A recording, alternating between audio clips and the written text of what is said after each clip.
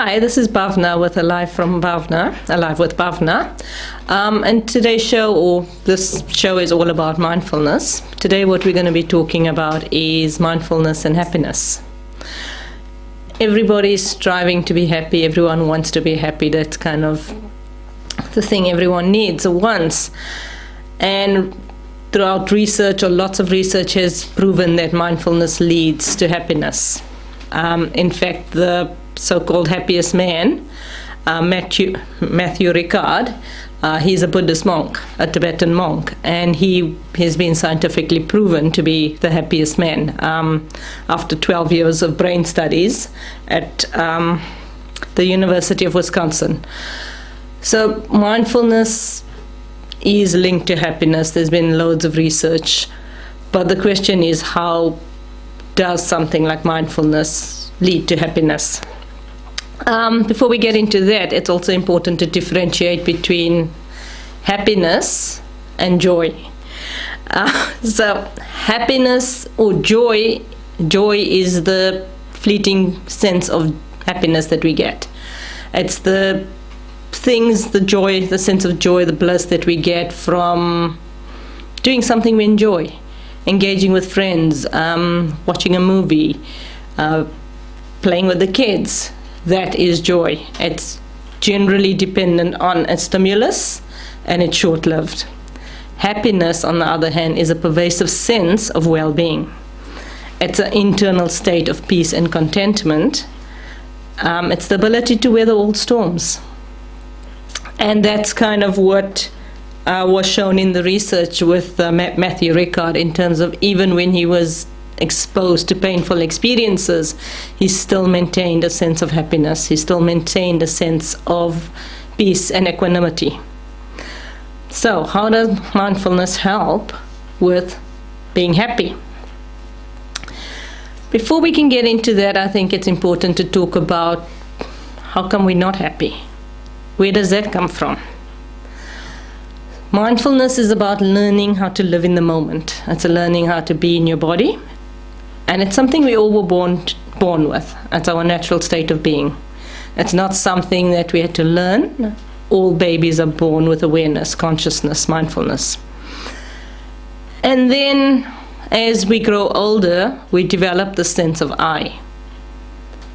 And then the I develops into a critical, judgmental sense of I am good enough, or I am not good enough, or I can do this. So what we're doing with the I is we're judging what we're doing, we're judging our experiences, and we're making ourselves either good or bad, or trying to put ourselves into a category. And that is how the judgmental and critical mind starts. So our default is happiness, our default is bliss, our default is peace. And then we learn how to start thinking, evaluating, criticizing ourselves. This critical self starts either from our parents, upbringing, society, whatever, wherever we live, all the things we're exposed to, that's where the critical mind comes in. We learn how to start saying, I can't run as fast as Johnny. That's a statement or fact. Then we put a criticism on that, and we go, that means I'm less than Johnny, I'm not as good as Johnny, I should try harder, I'm a failure, I'm useless. That's where the judgment and critical mind comes in. It comes into taking something that's a fact, and then we put ourselves down because of it. Children live, before the critical mind kicks in, children live mostly in their bodies. They live in peace, they live in contentment. They experience the world as it is, the good and the bad. They don't have the split sense of this is wrong, this shouldn't be happening to me. A friend of mine told me her 2-year-old had a similar operation to what an elderly gentleman had in the next room. And she heard the nurse telling this older man going, do you know there's a 2-year-old in the next room? He's had the same operation to you, and he's whining and moaning less than you are. Because the old man, with his judgment, with his thinking mind, goes, this is wrong, I shouldn't be here. This shouldn't be happening to me. Why am I in a hospital? Why is my family not visiting me? Why is this? Why is that? Whereas the child was just, this is where I am. Okay, mom is here. Okay, cool. This is my current reality. And that's how mindfulness works. Mindfulness helps us stay connected to our current reality. But as the thinking critical mind develops, we lose that attachment. We lose that connection with our internal sense of okayness, and we start believing the mind. We start believing that we're not enough. We start believing that there's something wrong with me. I need to keep improving. I need to keep changing so that I can be better. Also that I can get my parents' approval. Also that I can finally have a sense of worth, because we start placing that on outside of us. Because that's what the world teaches us. That's what our parents teach us. We get praised for good behavior. We get praised for coming out first in class. We get praised for doing well in our music exams. We get praised for doing something. So we figure, okay, the way to get praise, the way to get a sense of worth is to keep doing stuff, to keep busy. And that's where we confuse joy with happiness. Because these moments when we're doing something, when I'm winning, when I'm engaging with my friends, they're joyous. And that's great. But we don't think of happiness, so we just keep chasing joyful experiences. And we learn that joy is only based on external experiences. So I get joy when I'm playing. I get joy when I'm engaging. I get joy when I'm reading, when I'm watching TV, when I'm doing something. When you engage in mindfulness, you realize that you can get joy just from breathing, from sitting and noticing your breath. It's as simple as that.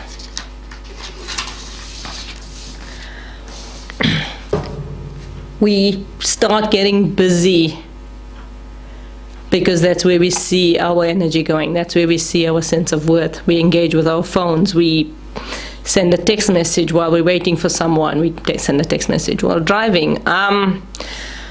I remember going to the movies once, and there was probably 1 minute between the couple next to me sitting down and the movie starting, and both of them took out their phones and both of them were playing Candy Crush for that 1 minute between sitting down at the movies and waiting for the movie to start.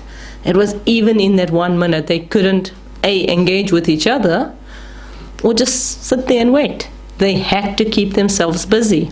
And that's it. We start chasing joy. We start chasing a sense of fulfillment, because if I stop, I'm going to notice my mind-body state. And my mind-body state is not pleasant.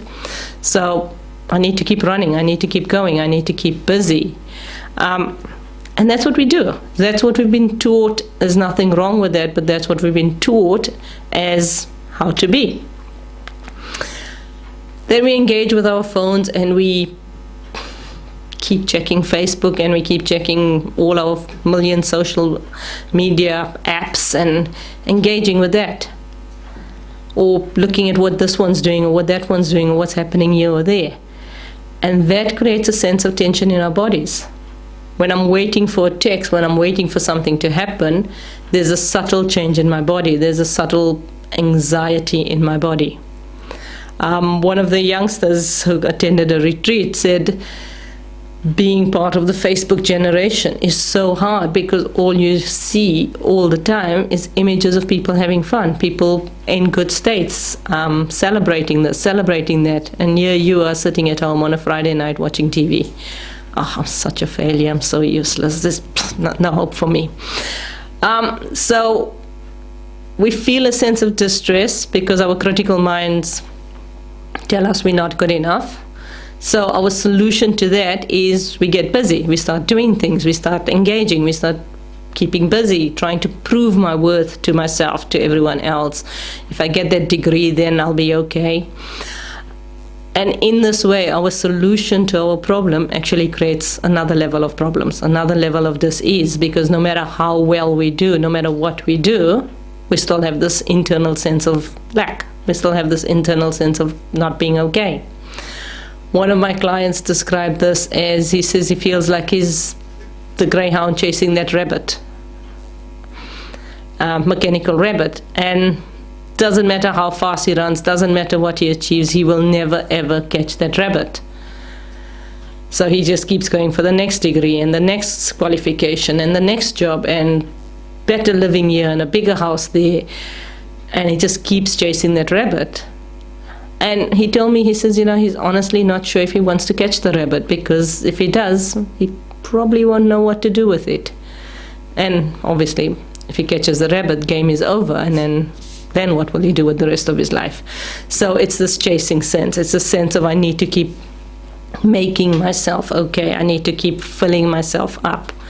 And that's where the sense of distress comes in. The more we engage with our sense of connection, the more disconnected we feel. The more we listen to our critical mind that tells us we're not good enough, we're not worthy enough, the less good we feel about ourselves, the less worthy we feel. Big part of my adolescence was I didn't like me because I was overweight.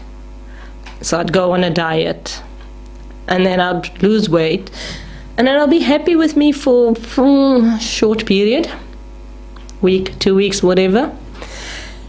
But then I'd still consider myself fat, and then I need to lose weight again. Or I'll just do the whole yo-yo diet, be okay with myself for a month while I'm a certain number. And then once I go over that certain number, then I need to work hard and punish myself and cause pain. So these are ways in which we create distress in our lives, because we buy the society's image. We listen to our critical minds. Our critical mind always tells us we're falling short. And we get busy and we strive to fix it.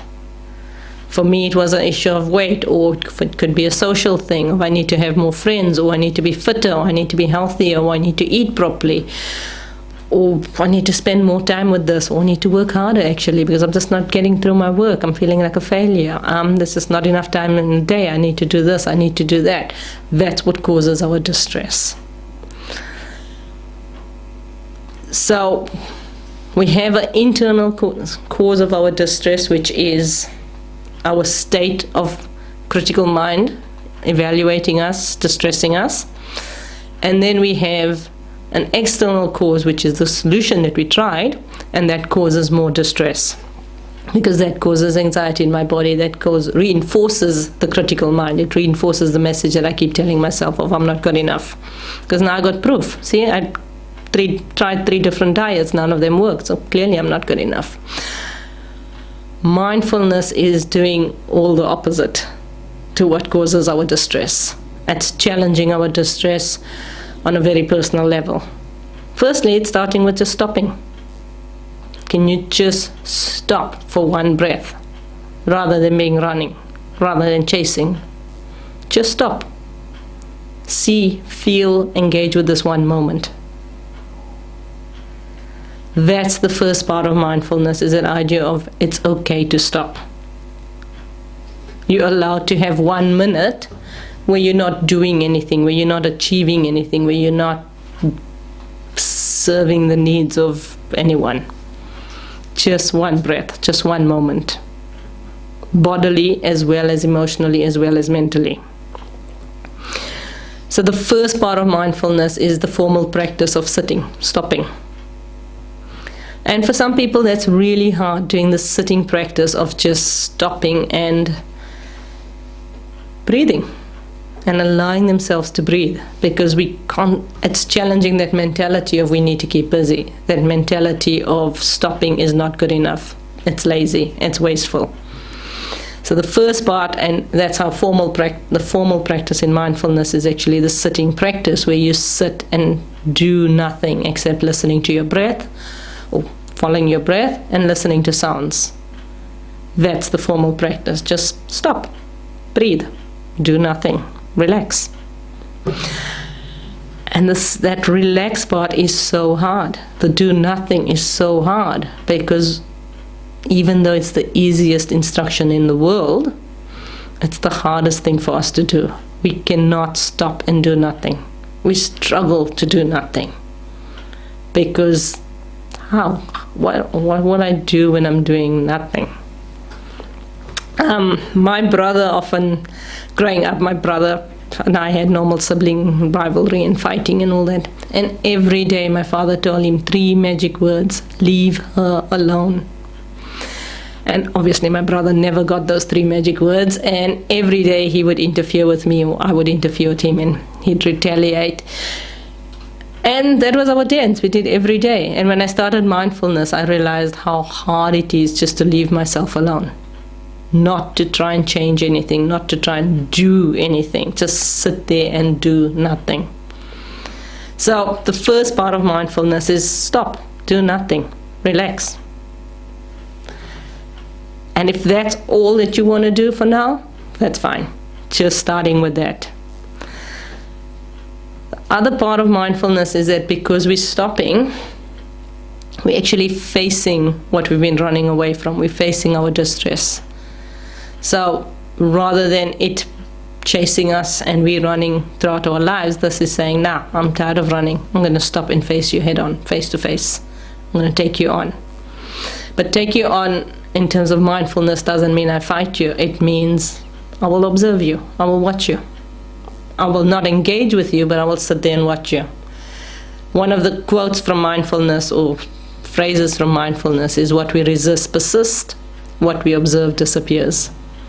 And that's it. As long as I'm resisting something, I'm fueling it, I'm allowing it to continue. As long as I observe something, it disappears, because I witness it, I validate it, and then it's been heard, so it goes away. So that's how kind of mindfulness works in terms of the stopping part. Then once we stop and we start looking at ourselves, we notice that we have a crazy mind. When I did mindfulness, I jumped into the deep end and I just went for a 10-day silent retreat. And day 1 of the retreat, all we were doing was just noticing the breath. And I sounded in my head exactly the same way as my schizophrenic patients. I'd start a sentence and I'd say 2 words of that sentence and then jump onto another sentence and then jump onto another sentence. And basically I had word salad.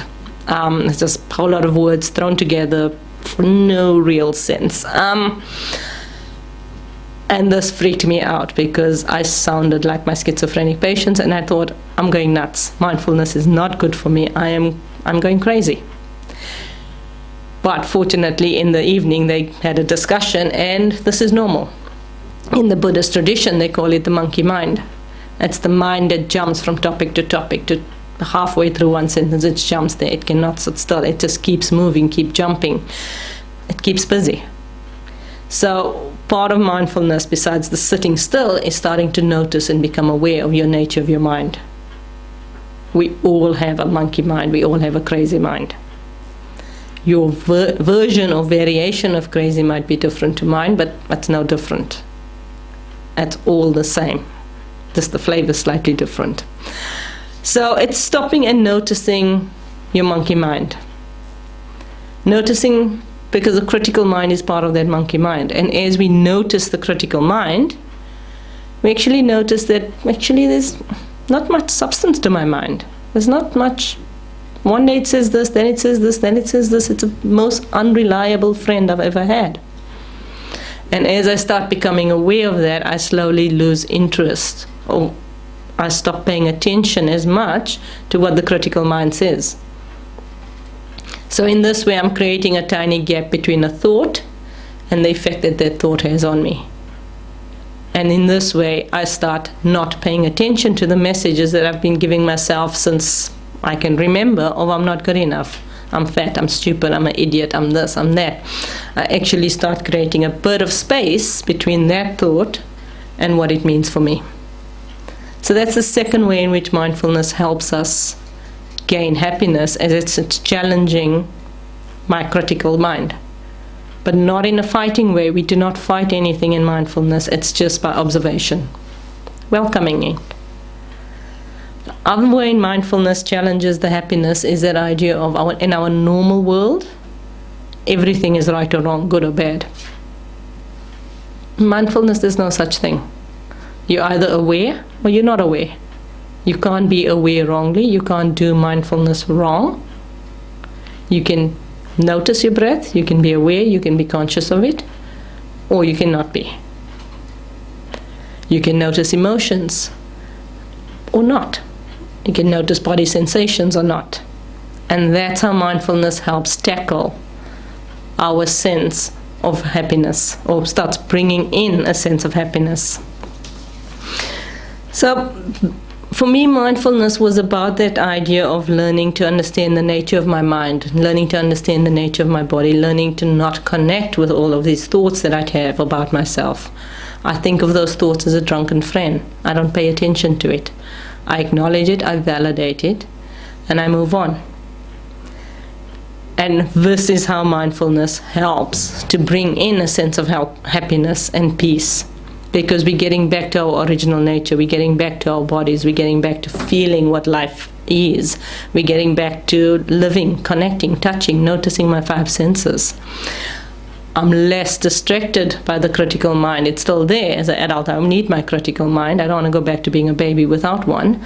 But it's how do I stay connected to that critical mind? How do I use the critical mind for my benefit rather than it being my boss?